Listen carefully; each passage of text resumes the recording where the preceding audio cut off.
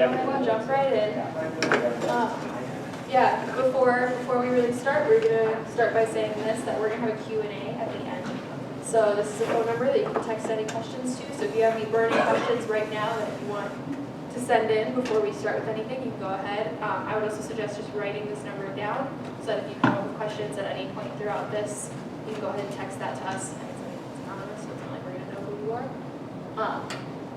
But yeah, we'll have that at the end.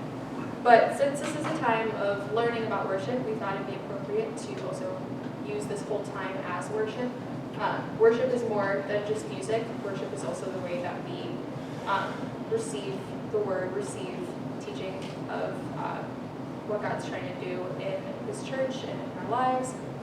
So we're going to start with music, but I also want to read from the word a little bit as our call to worship. So this is from Psalm 100. Make a joyful noise to the Lord, all the earth. Serve the Lord with gladness. Come into His presence with singing.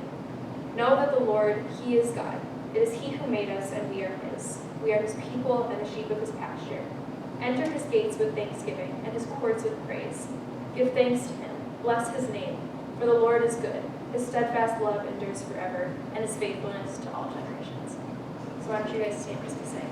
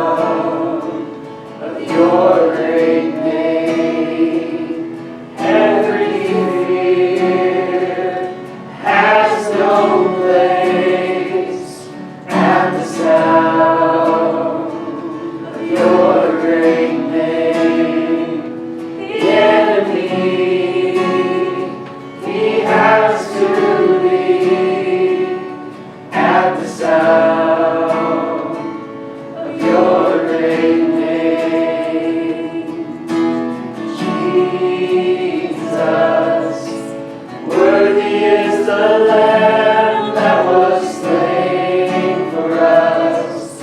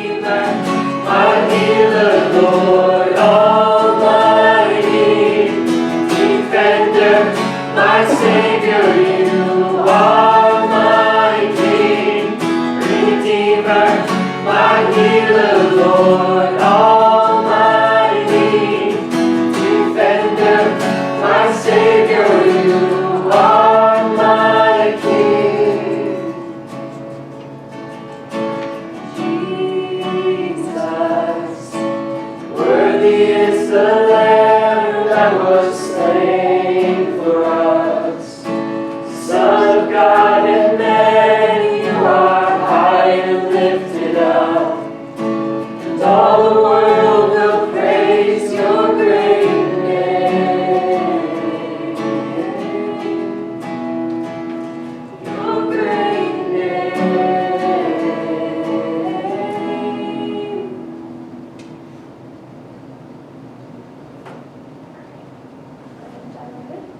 You may be seated.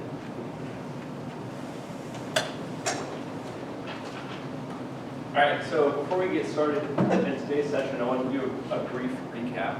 And so some of you were here 2 weeks ago when we did the session, and then this is sort of a continuation of that. And so the idea is that there are 4 major themes that we're talking about in worship, 4 kind of central things that are going on. Last week we talked about 2 of those: revelation response, corporate nature of worship, and then today we're going to get into the Christian year and Christ-centered worship. And I wanted to do a brief recap for those of you who were here to refresh your memories, because these things are still important, and for those of you who weren't here, so you can see how these are interconnected. So the first thing we talked about was revelation response. We looked at the passage in Exodus where Moses encounters God through the burning bush. You're familiar with that story, and this idea that God appears before Moses. It's this idea that in worship, we do not come before God and somehow call him to us, but rather God approaches us first and calls us to him. And so we see that in the account of the burning bush, where Moses is wandering and all of a sudden God appears before him in this bush and calls him to him and says, "Moses, come to me." And then this, the idea of revelation response is this sort of dialogue, this conversation of going back and forth. And we see that in the passage where God calls Moses to come, and so Moses comes, and then God says, "Now wait a minute, you need to take off your sandals because the ground you're standing on is holy," right? And that's this idea that Moses is not worthy to be in the presence of God, but God calls him to come, and God extends grace on him and allows him to be there in this conversation. And so this idea of we recognize our need of God, that we are sinful and he is so much greater than us, yet God provides a way. And ultimately we see that through his son, Jesus Christ, right? And so this conversation of going back and forth, that finally ends with God sending Moses out saying, "You need to go and deliver my people." And so the idea of revelation response within corporate worship is the idea of God calls us to him. We come and we participate in this dialogue and this story of God, which we'll get into later today. One of the main ideas too is that when God reveals himself to us, we can't help but respond. That's Right. our innate nature. That's the way that we're built, is that we respond to him. You can't just ignore God's revelation. So Right. it's this constant back and forth because of that, because we can't help but respond because of all that God is in all his glory. And there are appropriate responses and inappropriate responses, because we talked about that last time as well, the idea that even if you choose not to respond to God revealing himself, that is a response. In a sense, it's you denying joining in that conversation. And so we were talking about that a little bit. And so as for corporate nature, we talked a lot about the idea of individualism within the church and what we focus on when we gather together as a corporate body. Do we see worship, this idea of coming together, learning and growing about God, do we see that as being about our personal experience, our personal encounter with God, or is it something that we encourage and build one another up in? And we looked at passages like Colossians 3:16 tells us that let the word of Christ dwell within you richly as you teach and admonish one another through psalms, hymns, and spiritual songs, giving thanks to God in your heart. It's this idea of, that's talking about singing, but the idea that the things that we experience and learn in our personal life, when we come together, we share those with others, which encourages and builds them up, teaches them about God, and that builds one another up. And this idea of not only is our worship directed to God, but it's also encouraging those around us. So that's kind of a brief recap. I don't know if you guys have anything to add. Cool. All right, yeah. All right, so this specific part of the session is going to be about Christ-centered worship. So before we kind of go into like the more lecture structure of this, we want you guys to discuss a little bit. So if you guys want to maybe split the table in half somehow or another, so you're with 2 or 3 people, and then go over these 2 questions. We'll have some time to talk in groups and then some time to share your answers with us. as we continue into this. Cool. We'll join you guys. All about that. Nice. Yeah, small groups. Okay. I'll try it out now. Okay. Okay. 32 and 4, yeah.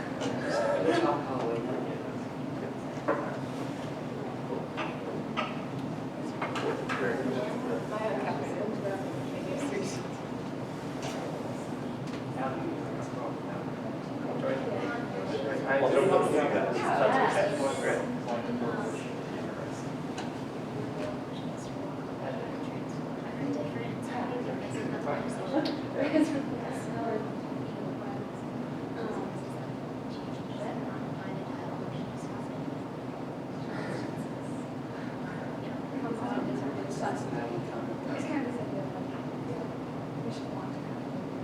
I feel like we usually go into like services like in prayer and just like asking God just to speak to me and just yeah, whether that be like some new I don't know, word or something just like just better and deeper like clearer connection with Him. I think is what sometimes I think to get. And I think we've all been there where sometimes it's just like this doesn't feel like maybe you connected really well, and then there are other times where it's like, yeah, it's really connected to someone. And not just like connecting with make you feel good or whatever, but just like that's like just a beautiful byproduct of it. But like to just like connect with hearing what He's saying, kind of like what you're saying. Hopefully that leads to that transformation too.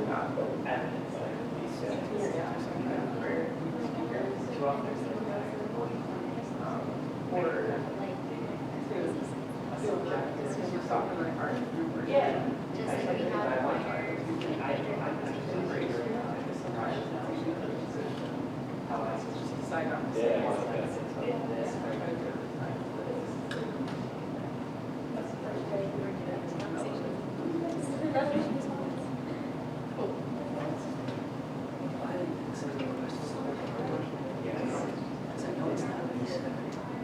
I was mentioning it as go for it.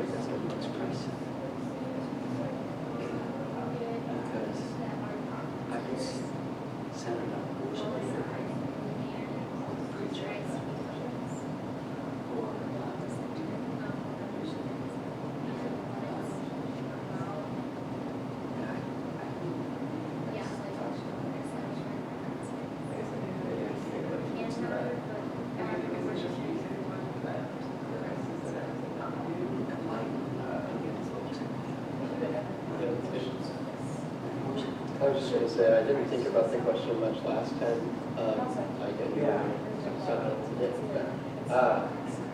I guess I maybe just think like Christ-centered worship to me, I don't know how to describe it, but it sounds like a very like, oh that makes sense, very normal like phrase, like something that maybe I wasn't giving much thought to. I was trying to think about it like this morning, is like, of like Christ who's that mediator for us just the Father, like letting that really like be the center of like we are able to worship because of what Christ has done and kind of like man, I'm adopted now, like because like what Christ has done, just kind of really what you're saying, just like really letting that be the center and just letting the person of Christ kind of be the center of that. And I don't know, just kind of I guess it was more of a perspective shift. Just like yeah, that's it. That's good. It's hard. I think that's hard to do too, though, because it's the idea that making worship Christ centered, Christ is your focus, it's not the center of everything. But it's easy to be thinking about everything outside of worship, which is so whatever that is, a chapel or something, whatever that might be. It's really it's sidetracked and like in the back of my mind, oh, I need to do this after the service. Get ready for this. Like, no, I figured all of it out. And it's like the idea of surrendering that and Christ. And it's hard. But yeah. Yeah, just what if It's a great question.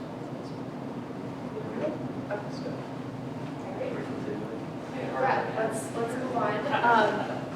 Why don't we have one person from each group kind of share either the general consensus of your guys' answer, or an answer that someone else said that you thought was interesting. But what would you say someone would hope to get out of the worship service?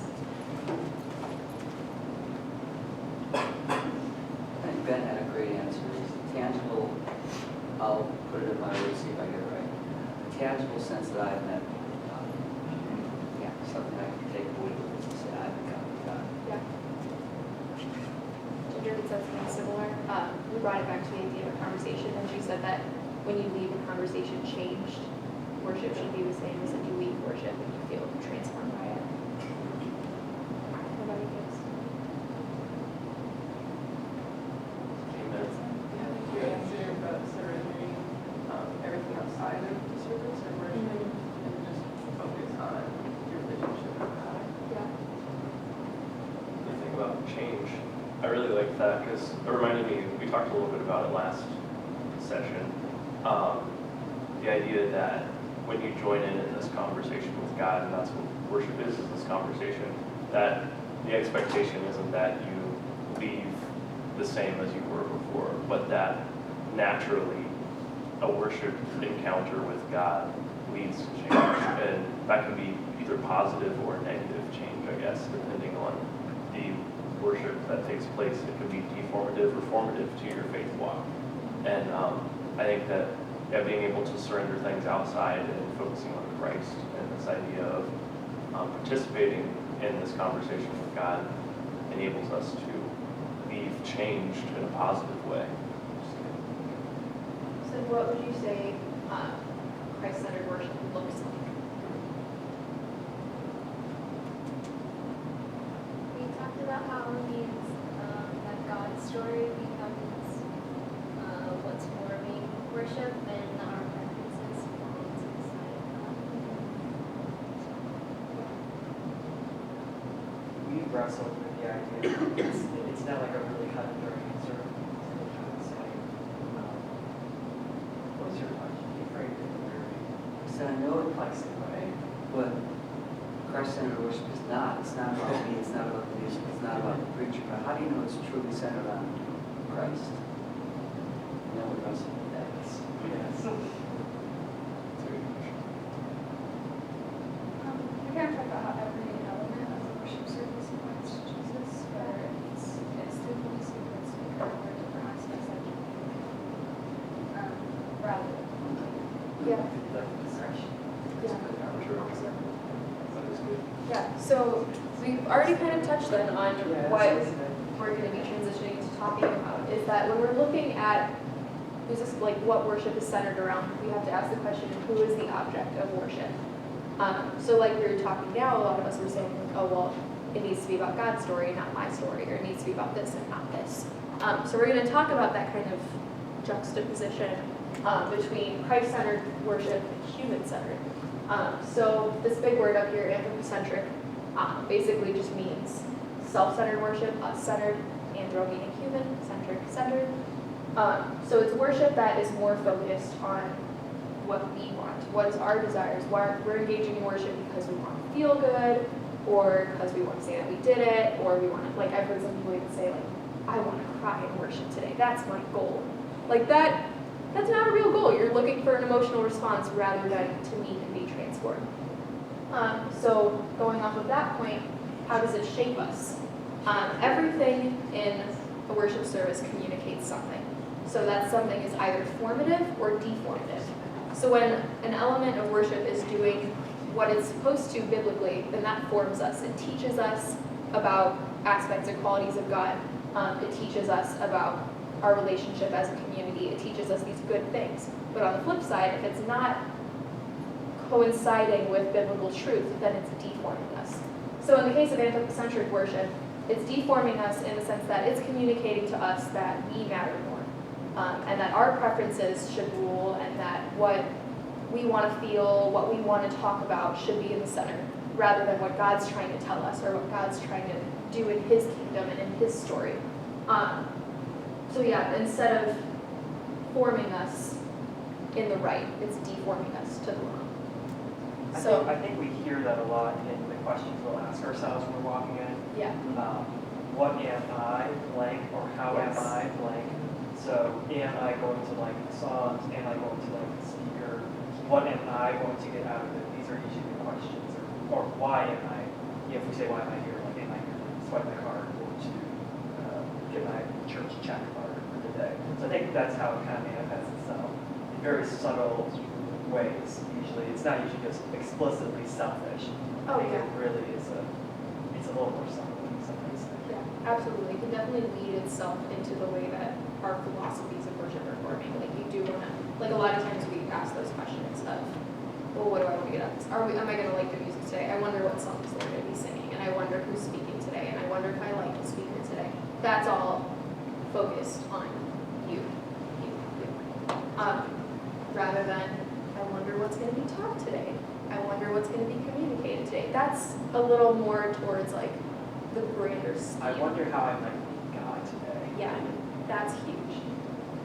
So yeah, that brings us into the flip side, which is what we want to focus on, which is Christocentric worship, which is Christ-centered worship. So in Christ-centered worship, we're not engaging in worship to fulfill something in our own desires, but we're engaging in worship to glorify God and further the kingdom of God. So this completely flips the view, is instead of it being entirely on us, we're directing all of our attention to God as the center of our worship. And like I was saying earlier about how it shapes us when we're coinciding with the biblical foundations of what worship should be, with Christ-centered worship being first and foremost, then that forms us. Worship isn't Christian worship unless it's Christ-centered. That's the number one thing that defines Christian worship.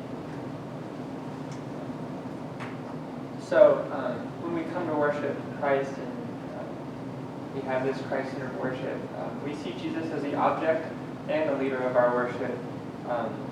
So we're worshiping God, and through Jesus, Jesus is leading us in worship.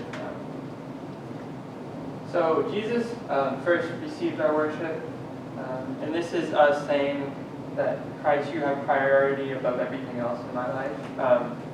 In the service, yes, but also outside of the service. So when we come to a Christ-centered worship service, we see that all the elements point to Jesus taking priority above all else, and then again that forms us in our lives, giving Jesus priority above all else. And this Christ-centered worship honors the triune God. It's not Christ is better than the Father, better than the Spirit, but instead it includes all three. We worship God the Father through the Son by the power of the Holy Spirit. All three members of the Trinity are involved when Christ is the center of our worship. That's very important. And again, like we touched on this last week, but it's just good to reiterate that it's not we're coming to talk about Christ. We're not coming to talk about God. We are meeting with Christ. We are hearing from Him and responding from Him. And then also Christ is the leader of our worship. He intercedes on our behalf when we come and we worship. We're not giving all of ourselves, or we aren't perfect, we're human. But Jesus takes this worship that is imperfect and purifies it so it may rightly bless God. So this idea of Christ as the mediator and leader of our worship. Here's a verse in Hebrews that I thought was appropriate. So this is Hebrews 5 here. Since then we have a great high priest who has passed through the heavens, Jesus the Son of God. Let us hold fast to our confession, for we do not have a high priest who is unable to sympathize with our weaknesses, but one who in every respect has been tempted as we are, yet without sin. Let us with confidence draw near to the throne of grace, that we may receive mercy, to find grace to help in a time of need. For every high priest was chosen from among men, is appointed to act on behalf of men in relation to God, to offer gifts and sacrifices for sin. He can deal gently with the ignorant and wayward, since he himself is beset with weakness. Because of this, he is obligated to offer sacrifice of his own sins, just as he does for those of the people, and no one takes this honor for himself, but only when called by God, just as Aaron was. So that's Jesus as our high priest versus human high priests who are not perfect. And then, so also Christ did not exalt himself to be made a high priest, but was appointed by him who said to him, "You are my son, today I have begotten you." And he says also in another place, "You are a priest forever after the order of Melchizedek." So that's a lot to digest there. But that's, when Jesus is our worship leader, he can offer a perfect worship to the Father instead of human high priests who are human cannot offer perfect worship.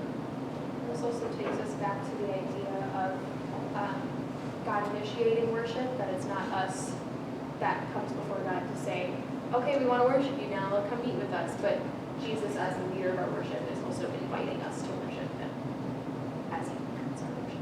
Yeah, and that even furthers the thought of, not to keep going back, but something we talked about in the previous session was the idea that there's a passage in Zephaniah 3 talks about God singing over us, and we were talking about, like, one, what does that look like, that God sings over humans? And it's this idea that worship is ongoing, it's eternal, it's always existed, it's perfect love and unity between the Father, Son, and the Spirit, where they've always lived in community with one another, loving one another perfectly in worship. And God invites us into that perfect worship with Christ as the worship leader, which is a really beautiful picture, and it's almost impossible to really understand why God would allow us to join in that perfect love and worship of the Trinity, and also what that even looks like. But it's a really cool idea of thinking that God calls us to join in this worship that has always been going on. That's the good news, that like a lot of worship leaders are obsessed with the latest trends or how I can make worship really good. The good news is we don't need to do that all. We just, Christ extends his hand, we follow his dance, and we enter into his worship of the triune God. Is that like perichoresis, kind of theological frame we have? We're like this dizzying divine dance. It's what we are invited into. So we don't need to have the coolest tricks, but we need to just stay close to Jesus. Yeah. That's important. That's good. This is my part. Okay, this is my part. Okay. This is kind of an activity we're going to do. These are 5 practices that churches do. We are not advocating for one is like greater or better than another. These are just 5 things that a lot of churches fight about nowadays. So in our groups, talk about how the practice, how if you did each one of them, if you normalized place upon the center, what it would suggest about the object of worship in your group. Not really right answers, not really wrong answers. I'm not saying one is good, one is bad. I'm just saying these are things people are doing. So, yeah, makes sense? Yeah. Okay. You can kind of hone in on like 1 or 2 if that's easy for you to do. Yeah. Oh, sure. Sure, one and start over. Take your notes.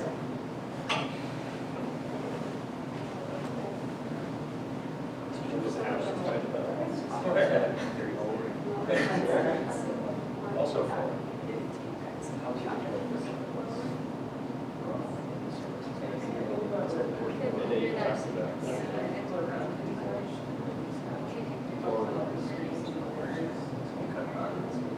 Kind of making us like me and my relationship to God is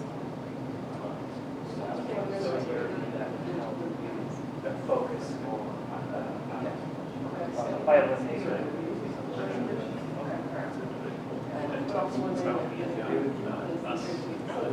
Okay. Like the 2 of them, all of a sudden, other people aren't out there. There's always lights up somewhere. It's not that they worship leader. I can't go somewhere worship, but I agree. I don't feel On the like one hand, it's anything you the word of God, God things that are set there solid. and then there's also that. So I don't think there's a yes or no answer, but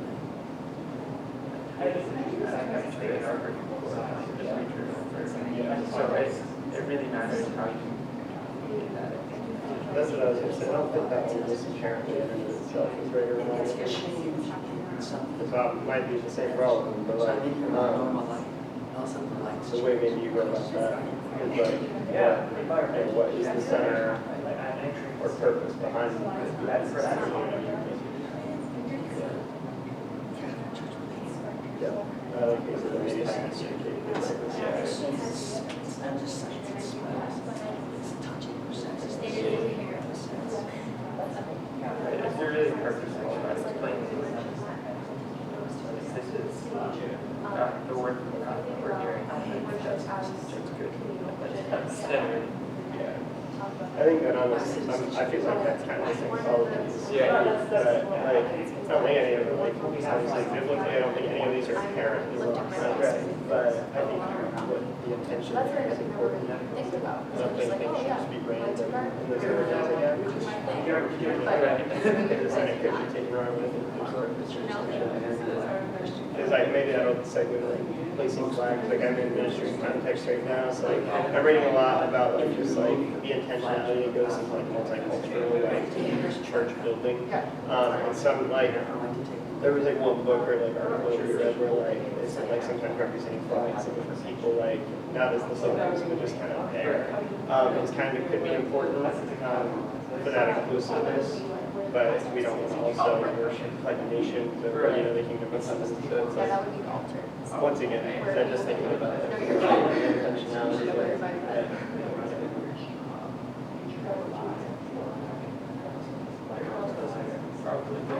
It's probably like that, as like a reminder, like, this is part of your, Yeah. Sorry to do too much of that.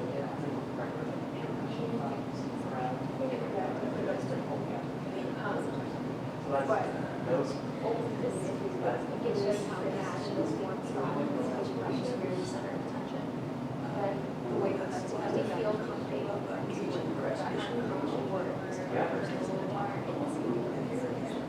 so we're leaning more towards this mission because we have opinions and casual but that was let me use it focusing on the pulpit as so which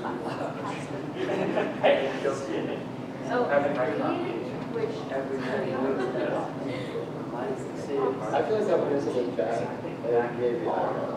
Just because, kind of like what I was telling you, like, in any form of any sort of gathering of people, like, it's only until recently that we've started using and stuff. Like, in the 1800s when people wanted to play with people and bring food, probably. But now that just like the way culture has changed to have more easily accessible food and this and that, it's kind of being brought into all kinds of spaces. But I do think like, that's just the fact that like, that shouldn't be the focus. Goes back to like a lot on the flip side, like a lot of Jesus ministry happened in fruit. Yeah.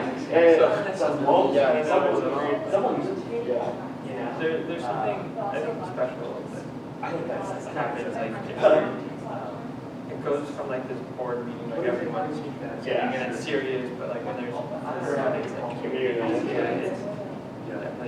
That's kind of maybe how I was thinking.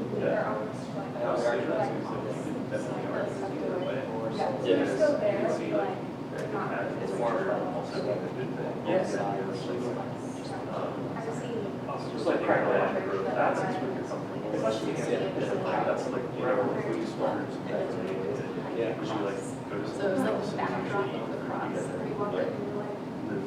What does that say? Like, The idea of like so it definitely has to do with closing and like what your intention is for those it makes you feel more Yeah. together. Exactly, yeah. And so it's like, I think you could definitely argue both ways. Yeah. Whatever the subject area is. Yeah, I don't know. Yeah. And Yeah. where it That's goes. little things. Yeah. Yeah. So in that sense, that brings our to us and our country, our desires. Yeah, that's really what it is that it try to remind us that it's not just about us, but it's about what we're doing, what Christ has called us to do. Yeah. And the last one I was gonna say that like maybe when we talk about I'm just like, that's bad and it's, Yeah, you guys. Yeah. I think it's just. Oh my God. Most of this teacher. Oh, yeah. This is what my church guideline. So if you remember that, nobody else was prescribed in the school.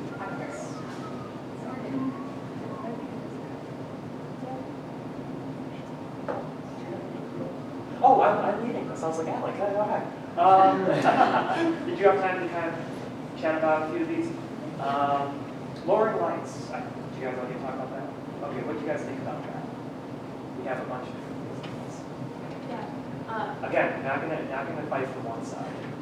Our group was looking at some mixed approaches that lowering the lights could make you focus on the words on the screen and the things that you're saying, or it could make you focus on the spotlights that are on the band and what the worship music team is doing on the stage. Or it could kind of center you away from your community that's around you.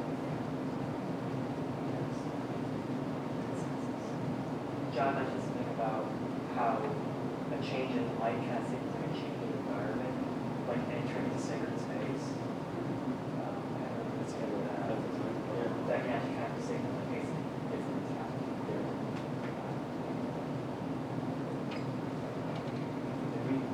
We talked about the idea of kind of shutting out the community in a sense to where it focuses a little bit more on my experience with God, not our experience with God. So the danger of that.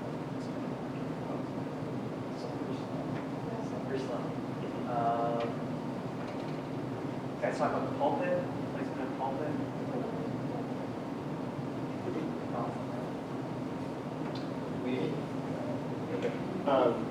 Yeah, this is going to be a theme for all of ours pretty much, but like none of them are inherently seem like sinful or wrong, but none of them like are inherently like, good either, but it's just like the heart in which you go about it. And so like just kind of like looking at pros and cons, like for the pulpit in the center, we said like if your intentionality was wrong, like it could be very like preacher focused and very like, oh, I'm the leader on this, you know what I mean? And like very like, I think, have you guys seen the movie Four Christmases? Have you guys seen that? Okay, there's this one church scene and like the pastor's like the center of like this church and they like love him and they're essentially like worshiping him, but like it's so kind of bad. But it just kind of makes me think of that, how sometimes it can become that. And then but also I think like that is where like our revelation comes from the word and stuff. And so there's like a cool like, oh, that's the center, like we're leaning into that and then responding to it.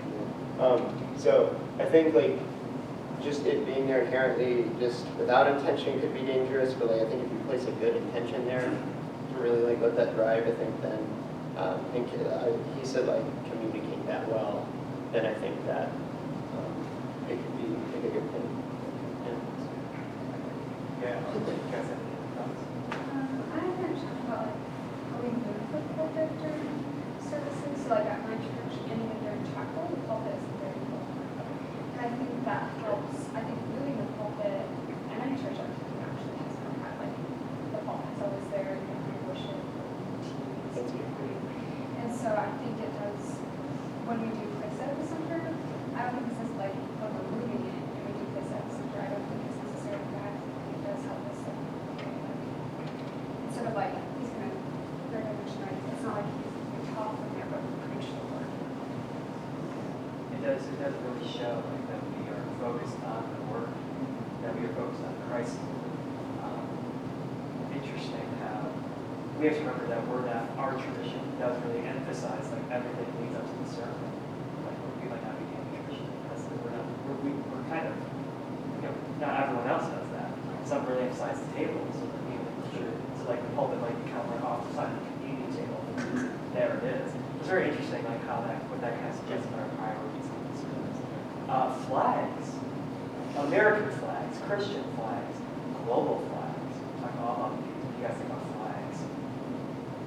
You raised a really great point that I hadn't thought about, but she's saying that in her church, like there's the American flag, the Christian flag, and the Indiana flag, and they're kind of off to the side, so they're not like front and center at the sanctuary, but they kind of serve as a reminder of the mission missions that they're doing in US and Indiana, like how that relates to their church and their local context.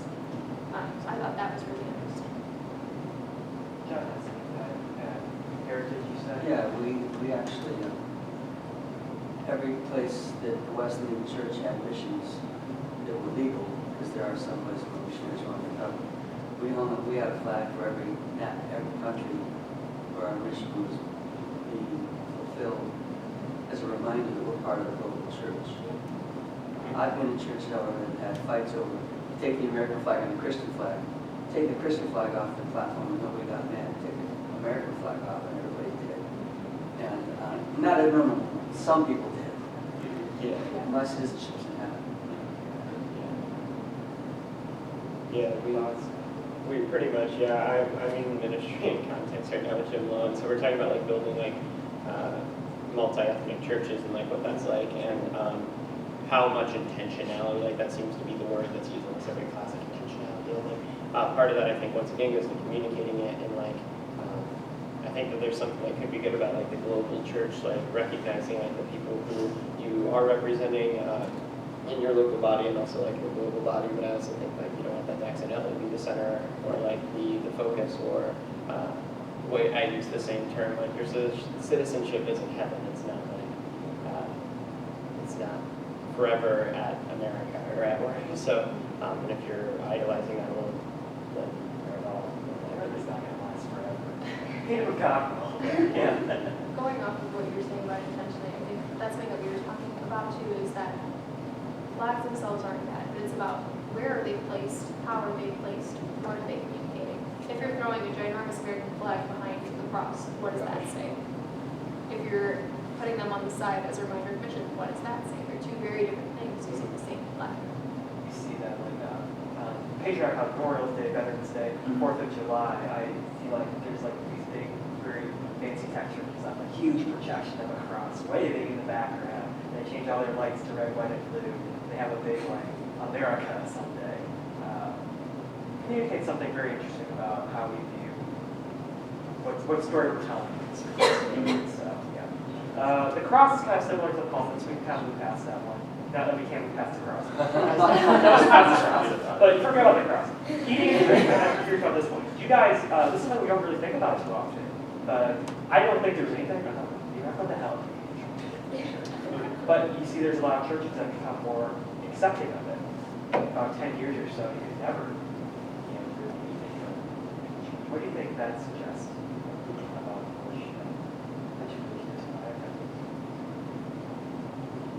So I feel like it's super common in chapel. Like people are like Unless you read the worshiping hymns. with one hand, Yeah. have their macan with the other. They got macan in one hand, they got their bagel, they got their Jesus. Yeah. So I feel like, and I think for Colossians, it's more like a comfort thing almost, or like I feel comfortable with this, or just this like my church back home has a lot more seasoned Christians, and I don't want to call them and they are very adamant about not having food or coffee in the side sanctuary, and for them it's more like a separate thing, like that being a sacred space, and eating and drinking kind of very much of that. Of course there are some like little children, I don't know, they always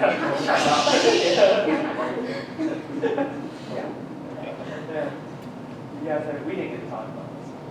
We were kind of talking about the comfort idea and like how that can be positive or negative. The idea of negative, not having reverence for God, the sacred space, things like that, just being too laid back and relaxed. But at the same time, we also talked about comfort could be a good thing too. A lot of Jesus' ministry, there's a lot of food going on in the Gospels when Jesus is doing ministry, and there's something about when you gather together, talk a little bit about small groups, you go to someone's house and you usually eat food and talk, and there's this idea of when you gather around food and drink in some kind of community way, you become closer with one another, you build this kind of connection. connection, and it's based on comfort. And that helps us to grow with one another and grow closer to God. So what you're also talking about, it could be a positive because it shows that same level of comfort when you come together, that we're a family gathering together. That's, you think of eating and drinking that's just part of doing life. And so in a sense, you're doing life in the midst of your worship with one another. And so we talk about being both good and bad. You can argue either way. God is obviously inviting us. It's kind of hard to worship with a donut, to be in awe with a donut in your hand. On the other hand, the early church often centered their worship around the Lord's Supper, Right. which was a supper. Yeah, sorry, I think as far as the comfort goes, there's definitely something that is communicated when it's a communal meal versus when it's like, I don't have time to grab food before Right. my thing that I have to do after church or the thing that I have to do after chapel, so I'm just going to eat in service. Right. So that's more of like a convenience and comfort rather than comfort and community. I think come off something you said. There's some, if I'm there and I have the donut in my hand, if my idea is I'm comfortable with God, He is my comfort, He is my friend, He's God Himself. That says something as well. I don't think, for most of these, there's not an answer. It's worthy of discussion. These are a lot of things, and I don't know. Do you hear people talk about these things? You know, when you're, I don't know, giving people say, I wish the lights would be darker. Ginger obviously is talking about that today. I realize I was like, I heard Ben tell me. Yeah, Ben talks on all these things. Okay, yeah, so these are just some fun things to think about when it comes to who is the object of worship. Here's a great way to start conversation about those in your church. Change whatever the custom is you create. Yeah. And then there's lots of Talk conversation about that a about lot. Just make it pitch black. Single thing. For every flag up. America, America, America. Move the pole. Move the pole. Do it all. Take the cross out. See what that would do. Okay, I'm shut. Yeah, I was like, It's not going. It's 10:59. Do we have time to sing a song, or are we going to do a break? we can probably like do a 10-minute break. Sure. Okay, sure. We are going to sing a song now. We are. Let's stand and respond to the reality that Christ Was is that present when we worship. Okay. That's how we should do That it. He's the object of our worship. Yeah, we're going to sing.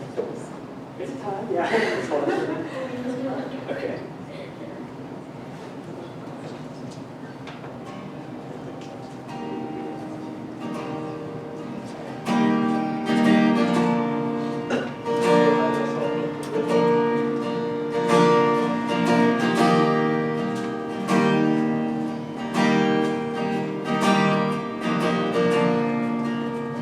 Old things.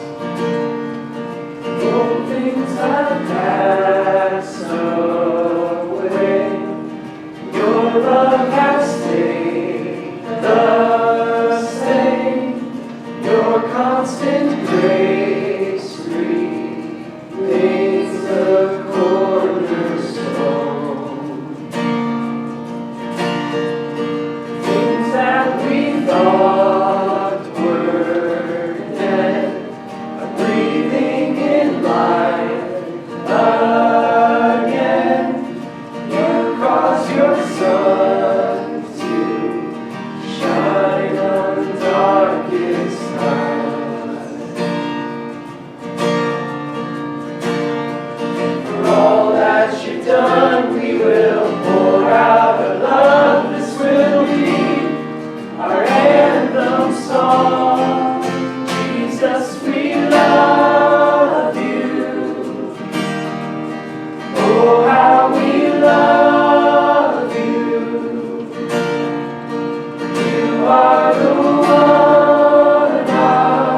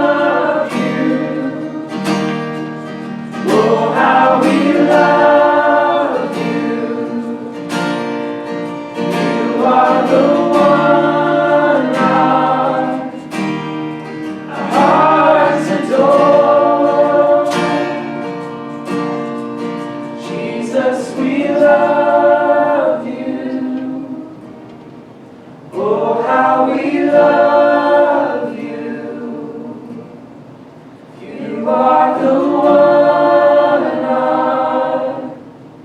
our hearts adore.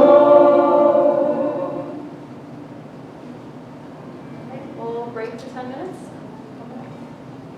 So starting a quarter after. Yeah. For a section. Yep. Sounds cool.